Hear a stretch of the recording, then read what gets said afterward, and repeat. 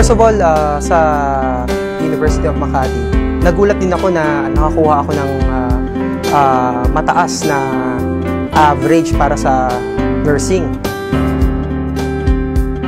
Bakit sa UMAC ako pumasok? Privilege kasi ng isang taga Makati ang pumasok sa University of Makati at makapag-aral dito sa kurso na gusto nila.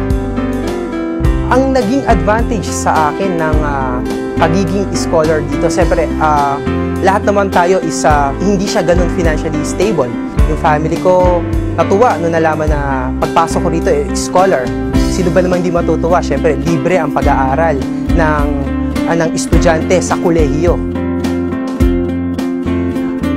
In terms of facility, nagawan ng universidad na magkaroon ng silid upang ma-practice mo ang kursong nursing, upang magawa mo ang mga aktual na pag-alaga sa pasyente.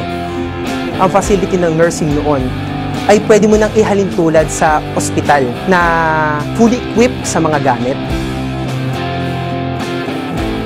Bihira po magkaroon ng trabaho ang isang newly graduate na nurse na magtatrabaho siya sa propesyon na kanyang pinag-graduatean. Nabigyan ako ng oportunidad na magsilbi. Ang mga graduate po dito sa University of Makati, nabigyan po sila ng magandang oportunidad. Nabigyan kami agad ng mabilis ng trabaho sa mismo loob ng Makati. Ang huli ko lang na maibibigay ng pasasalamat is yung binigyan ako ng opportunity na makapag-trabaho agad sa mura kong edad, na makakuha agad ng trabaho as a nurse.